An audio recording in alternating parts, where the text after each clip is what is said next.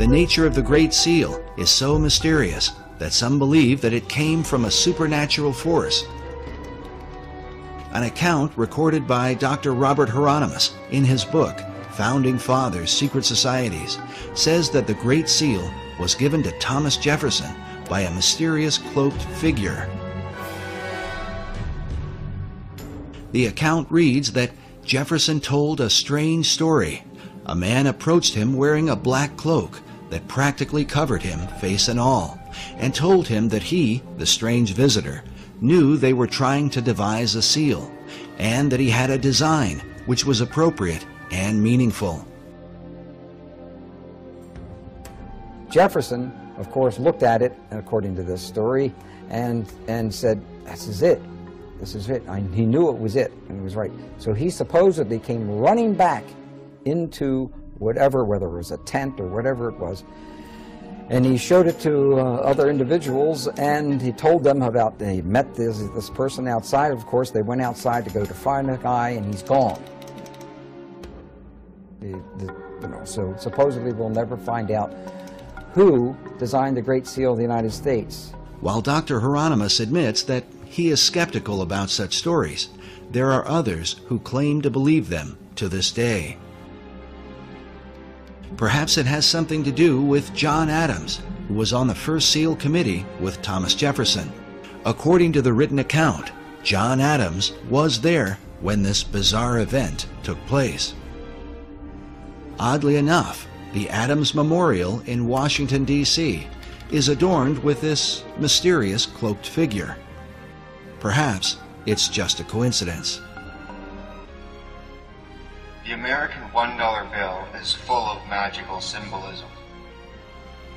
Many people know about the magical significance of the design of the Great Seal of the United States, yet they only know half the truth. We have been told that the seal of the United States is merely a coat of arms, or what is called a layman in magic. It is true that the Great Seal is a layman or coat of arms that represents uniting the original 13 colonies into one country, yet it is more than just a layman. The coat of arms is only half the story, albeit the only story you know. Let's look at the major magical symbolism found on the $1 bill.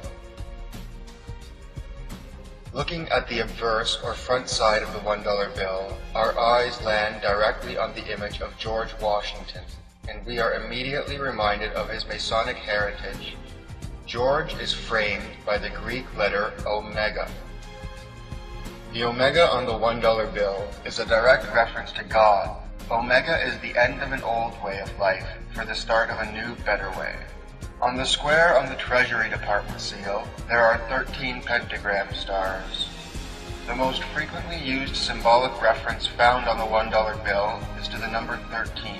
Through the Hebrew system of gematria, letters are broken down into numbers. The words love and unity both equate to the number 13. Found on the reverse or back side of the $1 bill is a wealth of highly significant magical symbolism used in Western Kabbalistic ceremonial magic. On the center of the bill is the only English phrase used on the reverse side. It reads, "In God we trust." "In God we trust" came from a hymn or invocation to the American people by Aleister Crowley. It is an invocation to manifest the new aeon or age and drive America and the world into independence. The real magic takes place on the Great Seal of the United States. On the obverse side of the Great Seal, there are 13 stars above the eagle's head, 13 stripes in the shield, 13 leaves on the olive branch, 13 arrows in the eagle's talon, and then 13 letters in the phrase E pluribus unum, which makes for 2 points on either side of the eagle's head, for the 6 points total of the hexagram. Furthermore, the 13 pentagram stars are united into one hexagram star, symbolizing unity of man or woman with the universe, the unity of the macrocosm and the microcosm. As above, so below. As below, so above. A pentagram represents the microcosm, which is related to a human.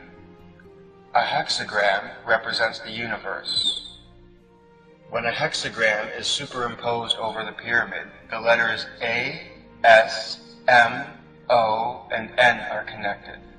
Looking at the reverse of the seal, we are again bombarded with 13. There are 13 letters in the phrase Annuit Coeptis, and 1, 2, 3, 4, 5, 6, 7, 8, 9, 10, 11, 12, 13 steps in the pyramid. The truncated pyramid with a capstone floating above is also a symbolic merging of the microcosm and the macrocosm. The base of the pyramid represents the microcosm, or human, and the eye in the capstone represents the macrocosm, or universe. The same eye is found on statues of Buddha as his third eye. This is the eye of Horus, the all-seeing celestial eye. The pyramid is a representation of a person sitting in meditation. The capstone or keystone represents the brain.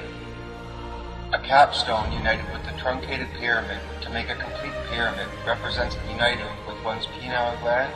And of course, many of the people who are into the New Age are into astral projection and in contact with these spirit beings, and there really are spirit beings out there. They refer to them as the masters of wisdom, or the Great White Brotherhood, or the Enlightened Ones, and they believe that they are guiding society.